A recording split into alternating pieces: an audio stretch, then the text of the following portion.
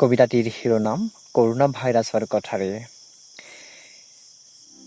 যি নামেৰই নামাকৰণ কৰা তাৰই নাম কোভিড-19 নভেল কৰোনা ভাইৰাস। মহামাৰী আতংকিত ৰোগ, সংক্ৰমিত এক মাৰাত্মক ব্যাধি। 1980 চনৰ এটি কথা মনত পৰিছোঁ। চকু কণাৰ ভয়ত মা দেউতাৰ আদেশ মানি চলিবলৈ আঁঠুৱা-তৰি দিনটো শুবলৈ বাধ্য কৰাইছিল। সেইদিনা মোৰ বয়স কিজানি লেচিৰি বুটলাৰ সময় আছিল।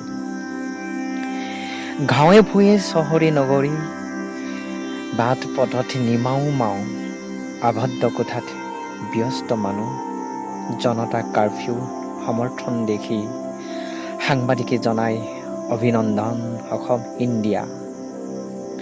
ইফালে কামৰ তাগিদাত এচামে বাহিৰত গৈ আৰক্ষীৰ লাঠি চালনাত আঁঠুকাঢ়ি কচৰতৰ অনুশীলন।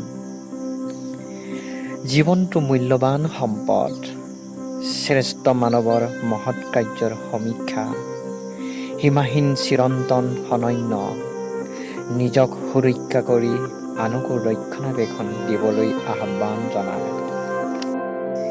একাংশ বুদ্ধিজীৱীয়ে ভাল নামৰ উপাধিৰ আধাৰত সাহিত্যৰ বীজ গীতৰ কলি বিচাৰি নেপথ্যত দৈনিক আখৰা।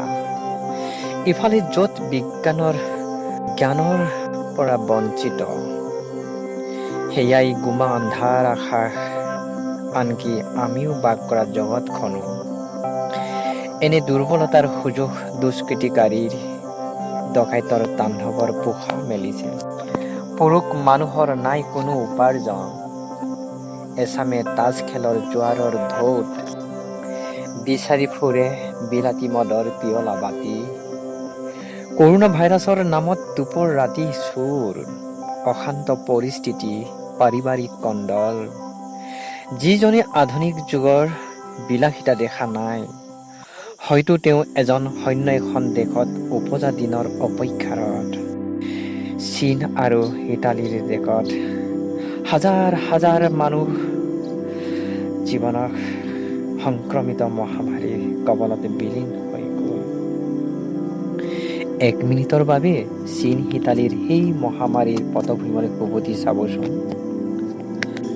অথচ কৰোনা ভাইৰাছ লকডাউনৰ কালছোৱাত জীৱন ক্ষণ গণি গণি আজিৰ মুহূৰ্তত মানুহবোৰ কামৰ তাগিদাত দিনেই ৰাতিয়েই আজৰি নাই জীৱকুলৰ।